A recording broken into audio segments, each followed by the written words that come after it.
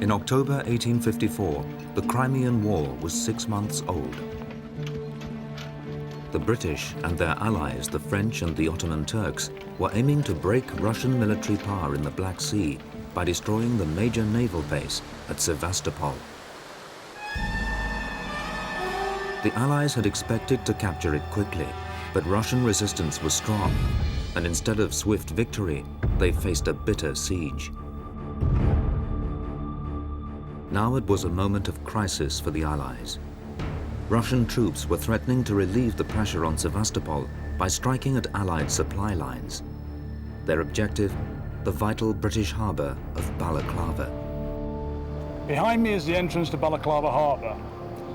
Everything the army needed had to come into this harbour, just over here, and be sent up from here to operations against Sevastopol and the army. With the bulk of Allied troops needed for siege operations, Balaclava was vulnerable. Its defense was a line of 6 earthwork forts known as redoubts. They were sited along a low ridge called the Causeway, which separated 2 shallow valleys, south and north. If this place fell, or if it was hazarded in any way at all, it would be the equivalent of cutting the throat of the British Army here in the Crimea.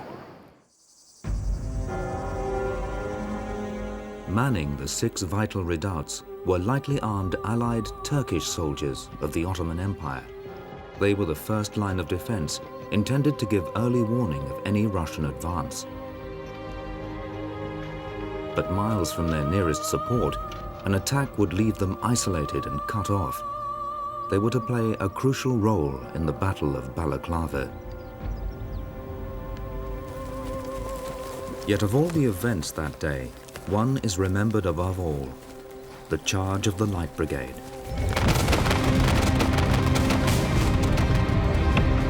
And its story has been woven into a legend. It tells how the Russians launched their attack on Balaclava at dawn. The Turkish troops at the redoubts fled in terror, abandoning their guns. Commander-in-Chief Lord Raglan ordered the Light Brigade to stop the Russians seizing those abandoned guns. But somehow a misunderstood order led to the 600 riding the wrong way to their doom in a storm of Russian artillery fire.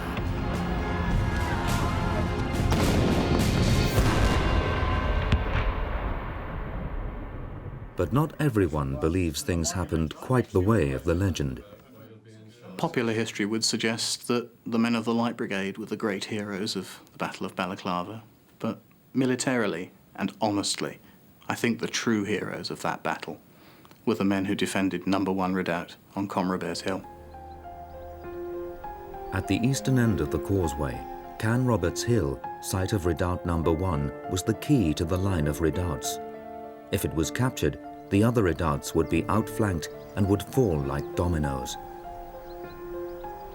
Realizing this, the Russians began their attack on Balaclava harbour with an overwhelming assault on Redoubt No. 1. The task of holding this vital defensive position was left to just a few hundred Ottoman Turks. In the outcry following the Light Brigade disaster, the British press, hungry for scapegoats, derided Turkish soldiers as hopeless incompetents. In the Black Sea. But Mike Hargrave Mawson would like to prove that the truth is very different. Mike is a member of the Crimean War Research Society. They're determined to find out what really happened in the fight for Redoubt No. 1. First, they need to find it. Working alongside the society is archaeologist Phil Freeman. He'll search for evidence on the ground. Mike and the others give him an idea of what he should look for. I mean, one of the key things we would love to find out is not so much what finds you can pull out for us, but the actual plan of what has been disturbed Earth. Yes, I agree. Traces of where Earth has been disturbed to build defences should still exist on Canroberts Hill, even after 150 years. To look for them, Phil will use groundbreaking new technology. High-resolution satellite imagery from the new generation of commercial satellites like Iconos is revealing the landscape of the Battle of Balaclava in astonishing detail for the very first time. A single Iconos image taken from an altitude of 400 miles reveals the entire balaclava battlefield. The extraordinary resolution of the satellite photo clearly shows Canroberts Hill. You can see the impressions in the ground of where the ground has been disturbed, where soil and stones have been heaped up. By enhancing it, you could see. But Phil also needs to know details of the redoubt's layout. It'd be interesting to have some idea of how the redoubt would be laid out internally, what kind of structures we could expect to see inside it. Nothing. Nothing at all? Tent accommodation? No. It was a very crude defence thrown up very quickly. If you read the accounts, both from the Russian side and from the Allied side, it was perfectly easy for the assaulting troops simply to jump over it. My impression is... Research into the Crimean War is now being revolutionized by the opening up of the Ukraine and the possibility of exploring the battlefields. This is the great opportunity where they're welcoming us in to get in there and seize the day. With the satellite imagery and the Society's specialist advice, Phil and his team will be the first archaeologists to search for clues as to what actually happened in the opening minutes of the Battle of Balaclava 150 years ago.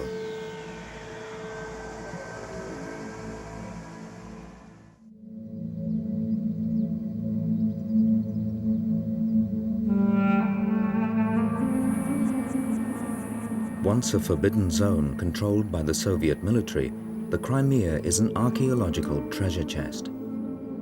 Fought over by armies again and again over the millennia, its landscape is littered with relics from ancient times to the Cold War.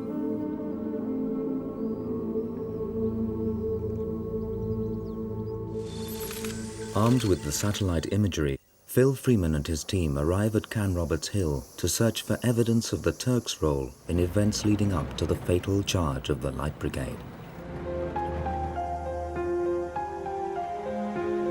Their first task is to find redoubt number 1.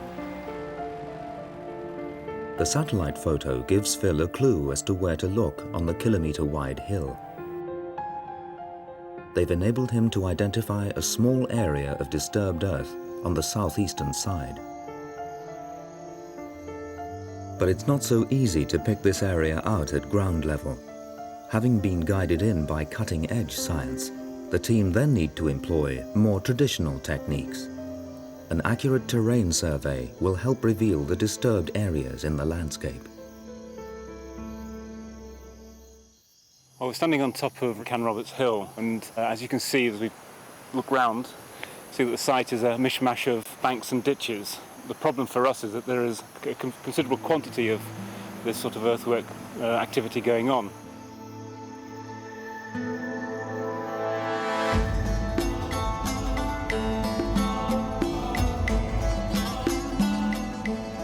What we need to do is sort of lay out grids first of all, and then on each of the points where the grids intersect with one another, we'll take a reading, and from that we can then produce a 3D model.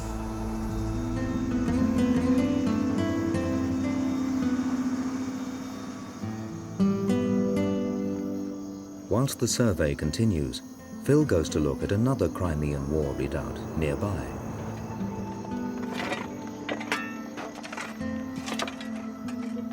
Bezimyanya, no-name hill, was in use at the same time as redoubt number 1, and its construction and size might offer Phil clues as to what he should look for on Canroberts Hill. Well, they've opened up quite a bit more of the bank, and in doing so, in extending the trench in this area, they've taken out part of the Crimean War fortifications. What that's left, among other things, is quite a good cross-section of those fortifications. You can see the initial creation of the bank here, and then a series of fills which run up against the wall, whose face you can see on the other side quite well in the new trench. Artifacts from the site show that the redoubt was occupied by Turkish troops. Together with Simon Richardson, the team's metal detectorist, Phil gets an idea of the kind of artifacts they might find at Canroberts Hill. That musket ball. It's a bullet. Bullet, right. And these are the buttons. You know the regiment? Yeah, this is the 7th. Anything else? Yeah, it's a small Turkish pipe. Obviously, we can't find those with a detecting survey, but they should be lying around as surface finds if we're going to, if we're lucky. Surface finds. And we have a plate there with a Shako plate. 41st. And there's also one other find which we've heard, which I know about, and it's this. Oh, wow. It's a silver coin, believe it or not, despite the colour, and it's been pierced. It's been reused either for jewellery or for people keeping their cash on their neck. It dates to about 1830, and it's minted in Istanbul. Yeah, it's a nice inscription. It would be great if we could get similar sort of finds from Ken Roberts, but I think we'll be very lucky if we find that sort of thing. Quite a pretty piece. The finds are sparse, but the Bezimyanya site shows that despite poor conditions, Turkish soldiers were able to construct a considerable position. Phil is encouraged. Maybe he can find something similar on Can Roberts Hill. Back with the team, the terrain survey is now complete, but it reveals another problem. All around the target area is a confused tangle of earthworks. The Crimean War isn't the only conflict to have left scars in the balaclava landscape. In World War II, the entire region saw desperate fighting between the Red Army and Hitler's Wehrmacht.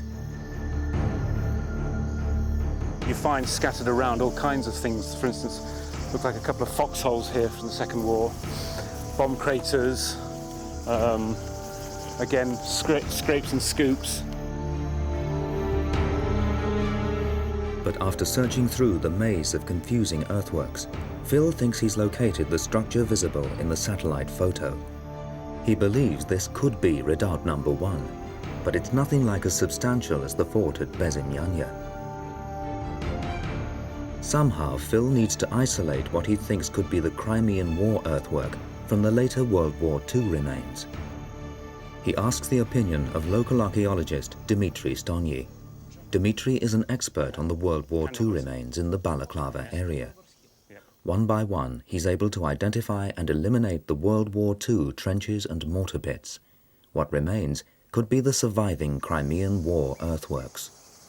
And we come into this, what looks to be a very interesting feature around the corner. Could you tell me what you think it is? I think this is a rest of maybe British, maybe Turk battery, gun battery of Crimean War.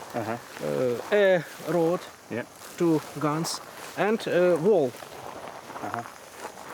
You can see a very good view to village Kamari, and very good road from Russian position to Balaclava. It's very important, very strategical.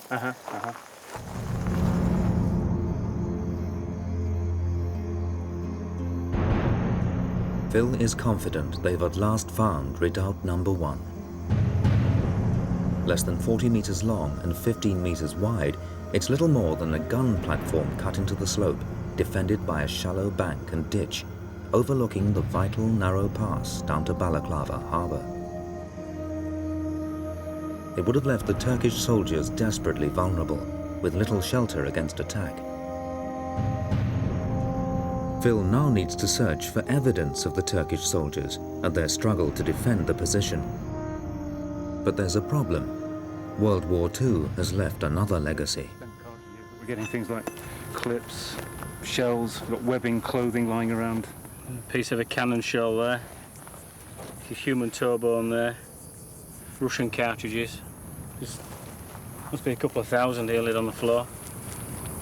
I mean, it's a problem as far as a metal detecting survey goes, because in this particular area, it's so, I mean, it's just a blanket covering. To get through this dense layer of material, it's going to be very, very difficult indeed. Though he fears it will be an uphill struggle, Simon begins his painstaking search in the redoubt.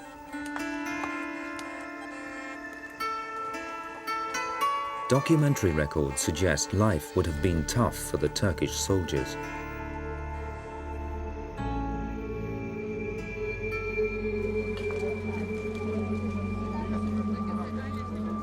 It must have been like hell on earth. Here they were dumped in the autumn or winter of a particularly miserable climate. It was cold, it was wet. For the previous 3 or 4 weeks, the total ration issue that they had been given to eat was 2 biscuits. And they'd been living off what they could find lying around on the ground. And bear in mind, you've got a huge army of invaders picking the ground clean. There wasn't much left for the poor Turks. Though traces of the Turks' daily life may be difficult to locate, Simon is at first sure there'll be plenty of evidence of the battle for the redoubt. But he's wrong. We're actually inside redoubt number 1 at the moment. I've set the metal detector as I would set it in the average field, looking for small artefacts such as buttons and musket balls and things like that. But to show you what we're up against,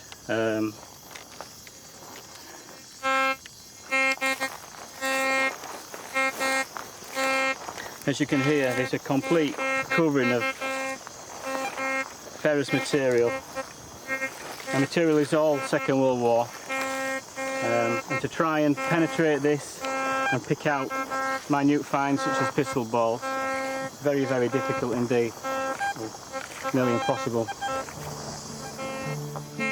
Frustrated, Phil and Simon decide to change their search area. Phil has worked out from the recorded position of the Russian guns where any cannonballs or shells which overshot the redoubt would have landed. Luckily, it's in an area the survey shows is less damaged by World War II. Simon starts a new search a few hundred meters from the redoubt. Within hours, the change of tactics pays off. We're standing on the west side of Can Roberts, looking across to Balaclava and Sevastopol. As we look down the slope, you can see a series of red markers, flag markers, which represent hits that the metal detectorist has made. Each one represents one large caliber lead ball. There's something about the spread of these finds that seems significant. There is an interesting pattern, effectively a fan, as we look down. The characteristic fan-shaped distribution pattern suggests they're lead balls from an air-bursting Russian shell.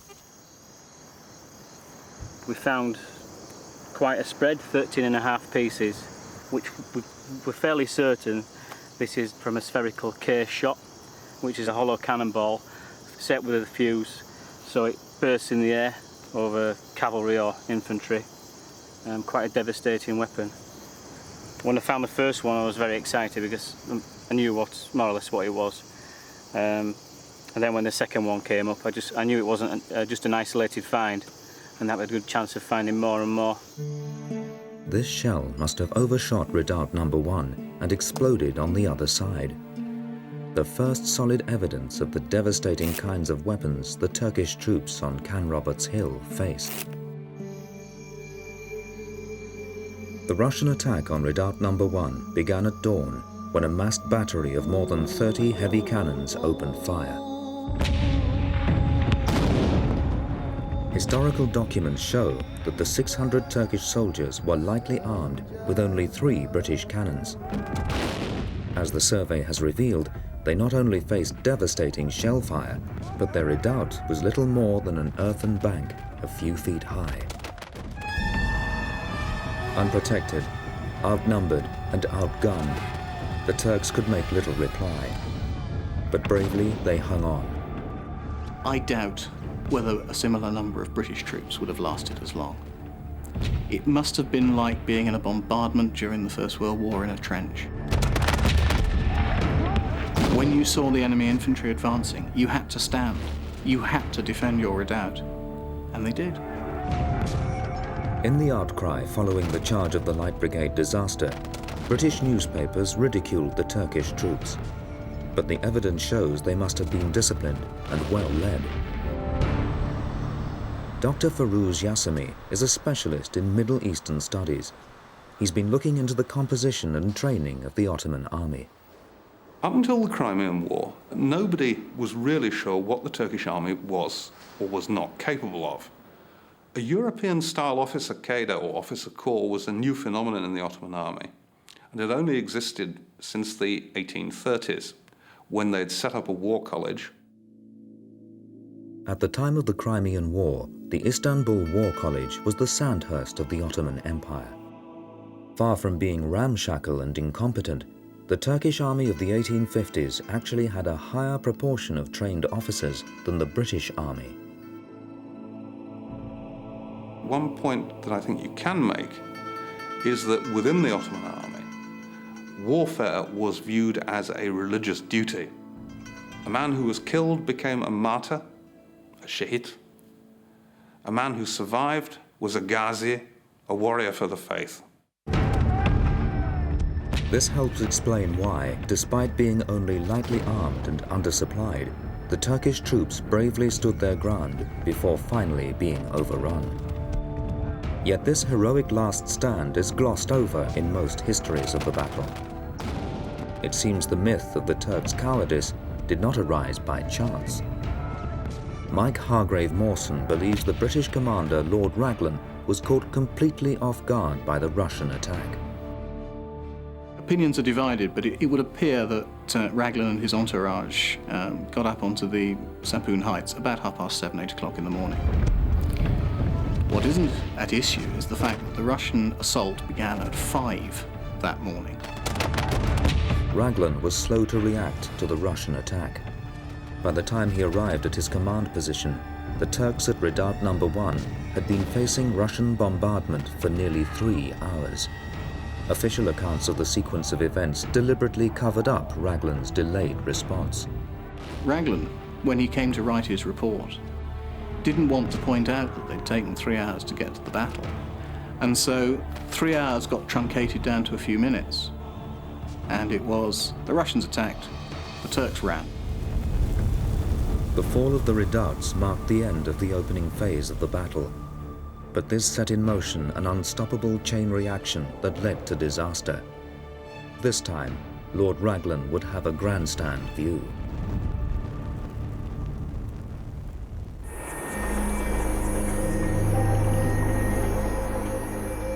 It's 10:30 a.m., nearly 3 hours after the battle for Canroberts Hill.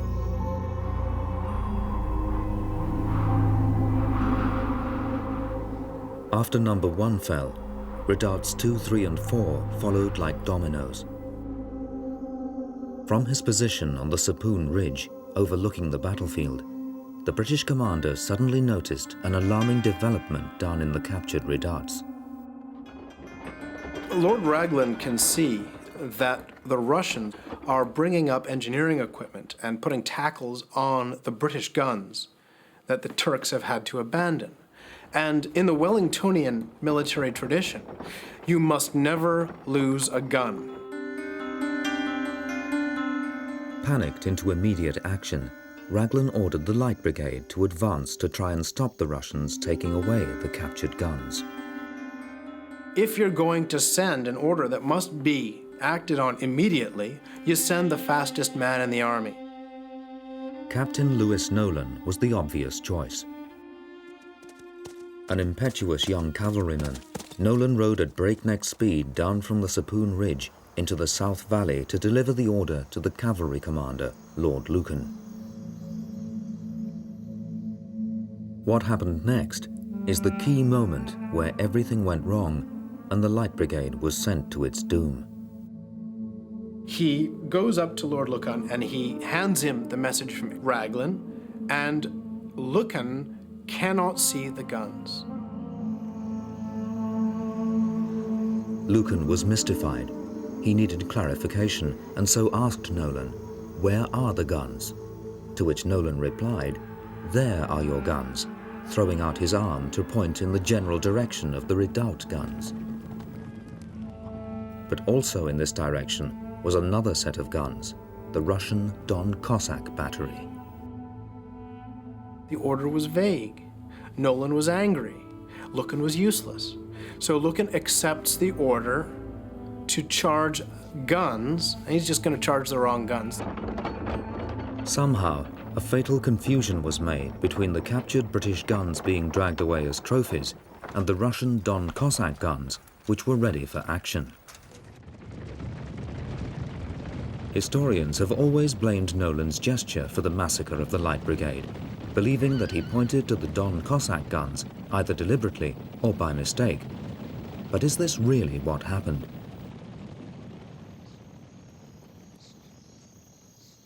Richard Rutherford Moore is a battlefield explorer and guide. For more than a decade, he's been studying the actual location of the balaclava charge. Richard believes the key to solving the mystery of what actually happened lies in understanding the terrain. He wants to establish for the first time exactly what the principal characters could see during the battle. He teams up with remote sensing specialist Jessica Trelogan. Through her work at Bezimianya, she's completed the first terrain-accurate survey of the Balaclava valleys. The first crucial viewpoint they must establish is that of the Commander-in-Chief, Lord Raglan. Finding Raglan's command position up on the high Sapoon Ridge will take some detective work. A clue lies in the work of Roger Fenton, the world's first celebrated war photographer. This photograph was taken after the battle from Raglan's command position. Maybe this will help them find the spot. That bend is roughly where redoubt number 2 is. In the foreground, we've seen these enormous rocks. We're looking off towards Balaclava. So this rock should be somewhere on this crest, within about 100 metres of where we are, 50 metres either side. In 1854, there were no trees here, and so the viewpoint takes some locating amidst the dense undergrowth.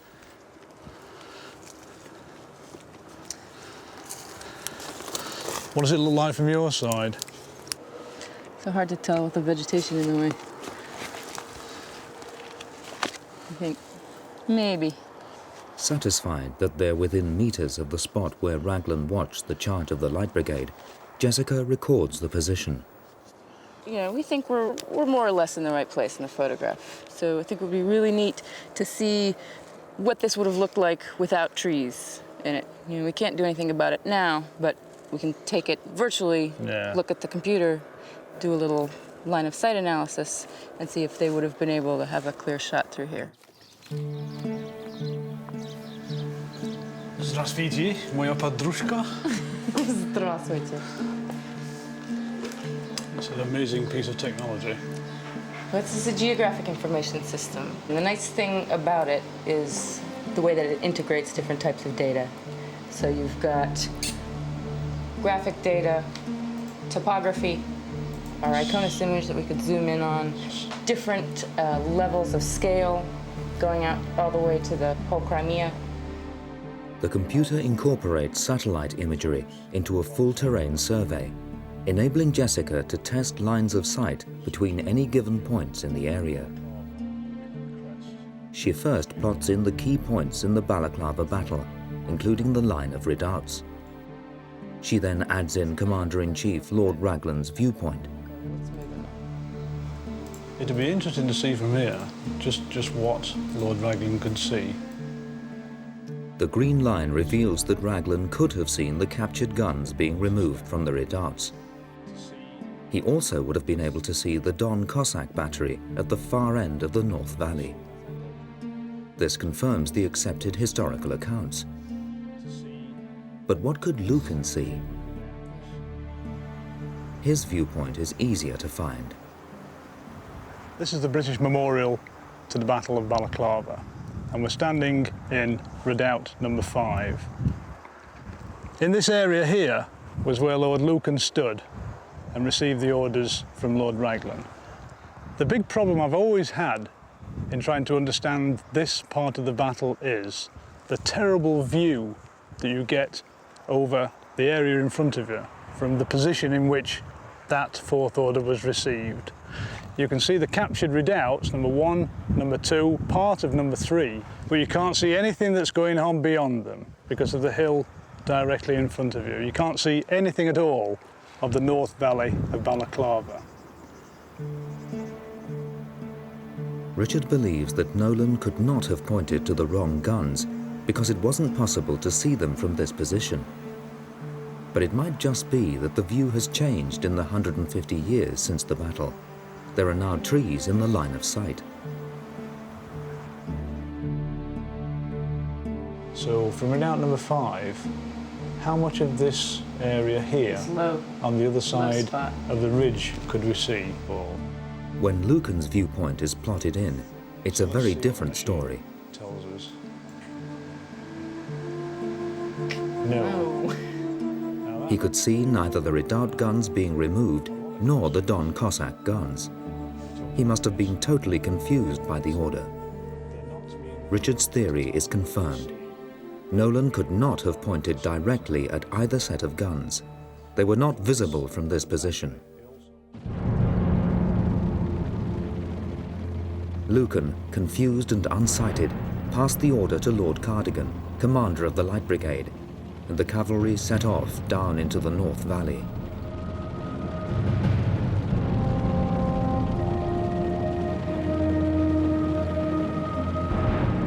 At first, there didn't seem to be a problem. Raglan looks down and he sees his Light Brigade moving off along the valley floor. So far, so good.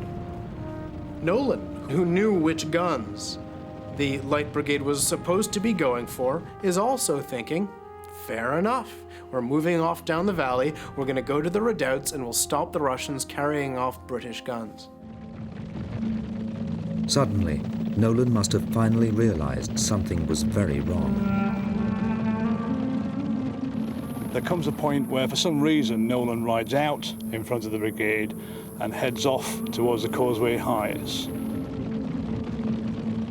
Raglan expected, Nolan expected Cardigan to turn right. Nolan rides out in front of Lord Cardigan, going, three's right, turn to the right in threes. And Cardigan doesn't understand what Nolan's shouting about. He thinks that Nolan, who is an arrogant son of a sea cook anyway, is trying to lead the charge himself, and Cardigan just puts his head down and keeps charging.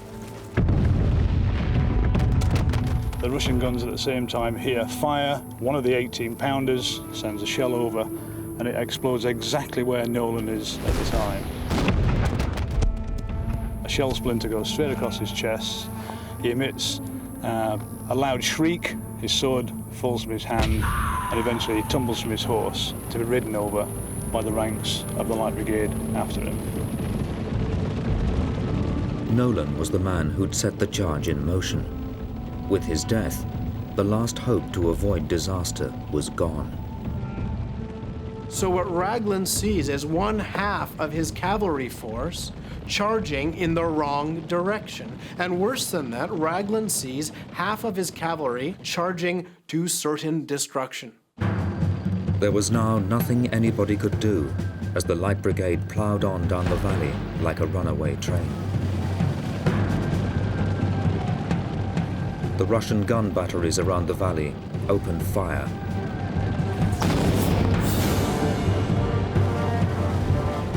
The Russian gunner at that point can't see through the smoke, he only sees his own gun. But the Russian gunners, even through the noise and the shock of serving their pieces and firing their guns, could feel the rumble coming up through their feet. A subsonic rumble.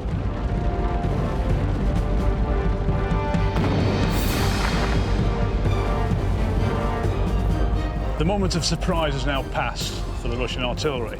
The Light Brigade are getting very close to the guns. There's going to come a point where the charge will be blown, the lances will come down, the swords will go out, everybody will dig their spurs in and hit the target.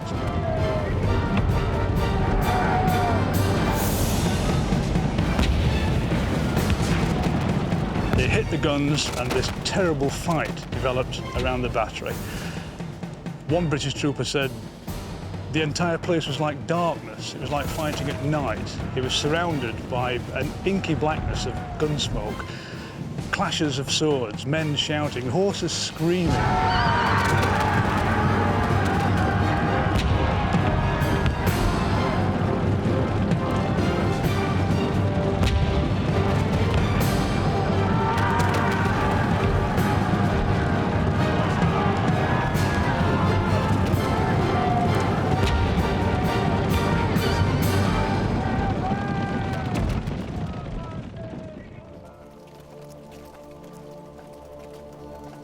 Although bravely executed, the charge was a complete disaster.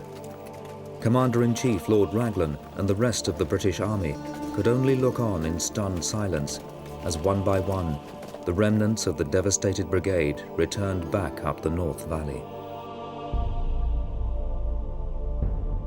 But what happened to these survivors?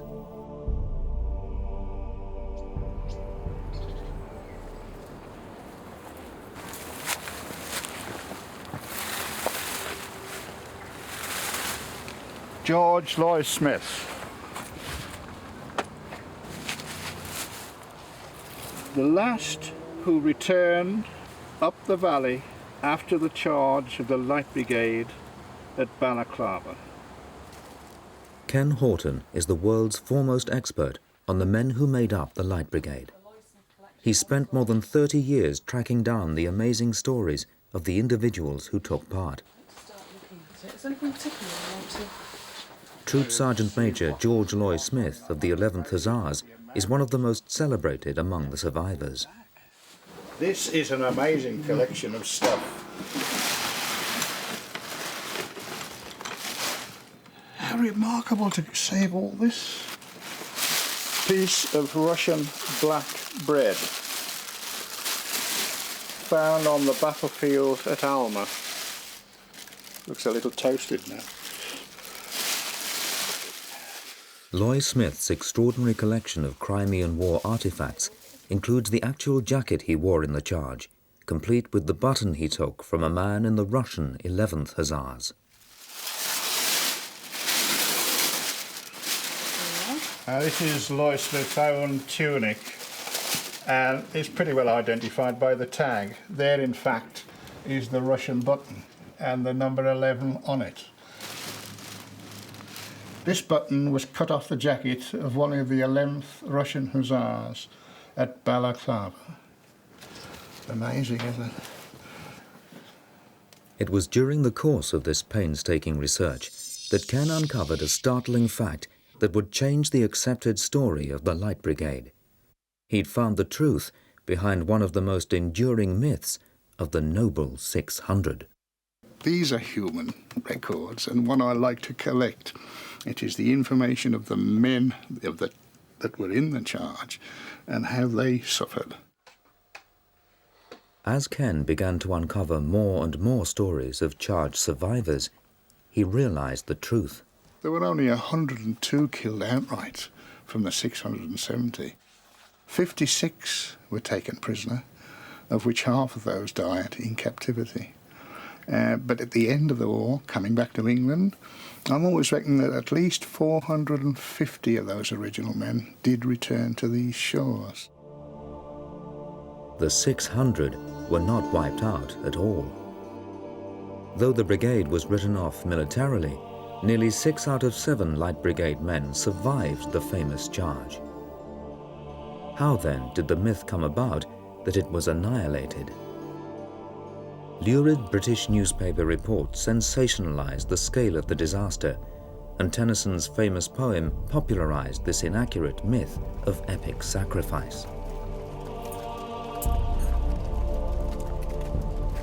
Although the Light Brigade faced artillery during the charge, has the scale of Russian fire been exaggerated? Is there a way, more than 150 years later, that we can find out? The answer can be found by a careful mathematical examination of the timing of the charge. From accounts, we know it took the brigade only 7.5 minutes to reach the Don Cossack battery 2,000 meters down the valley. 10 minutes after 11 a.m., the brigade moved off. At 30 seconds, they would have entered the field of fire of the left-hand battery. 10 guns on the Fedokeen Hills firing solid round shot and explosive shell. A cavalry charge should be a carefully timed advance, but as the fire came in, the brigade quickly accelerated. The battery could have fired only around 70 rounds before the brigade was through their field of fire. At 3 minutes, the brigade would have come under long-range fire from the 8 Don Cossack guns. At 5 minutes, this field of fire would have overlapped with the right-hand battery, 8 guns on the causeway. This should have caused more casualties, but the brigade now accelerated downhill with the racetrack camber of the valley.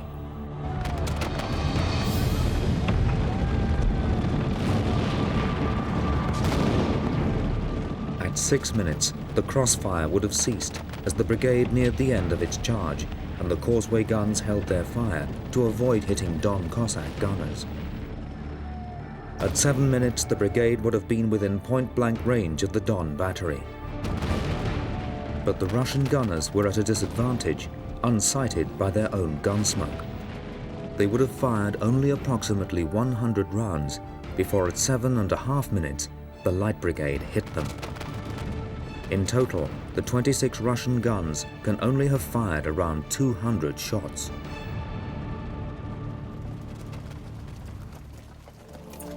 The whole infamous charge and withdrawal took less than 30 minutes.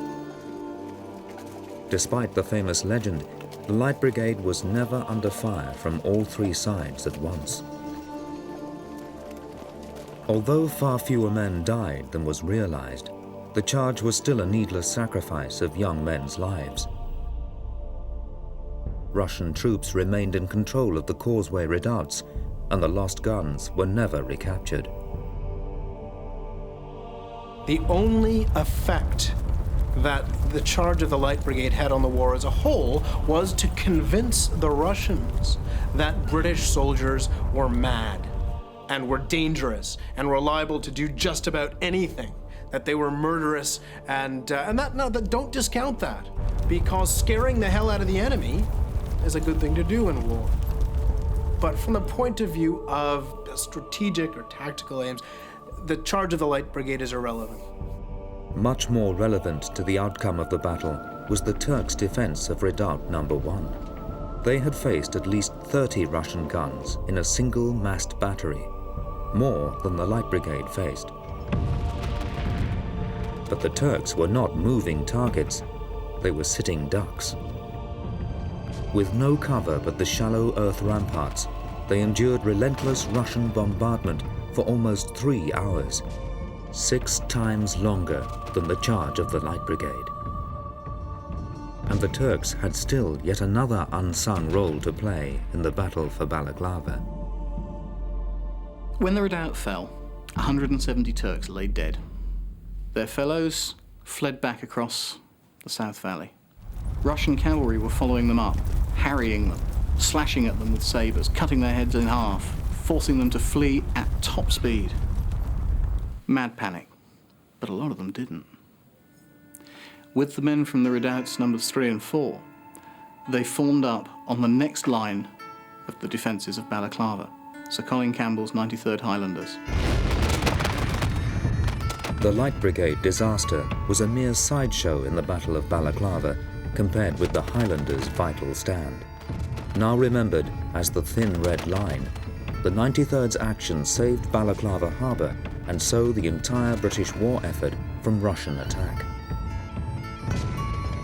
There was about twice as many Turks as there were 93rd Highlanders in the Thin Red Line. But of course all anyone ever remembers is the Thin Red Line. But even this vital contribution to the battle was underplayed. The Turkish troops became the pariahs of the Allied army. Eventually, those Turkish troops that were left in the Crimea were set to carrying things as beasts of burden. They would carry wounded British and French down to the ships. They would carry up food and firewood from Balaclava harbour up to the camps.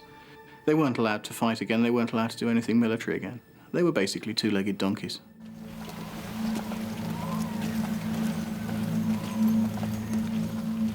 Those who remained of the defenders of Redoubt No. 1 did not survive the terrible Crimean winter. Whilst the charge of the Light Brigade passed into legend, the story of the Turks slipped into oblivion on the barren, steep slopes of Canroberts Hill.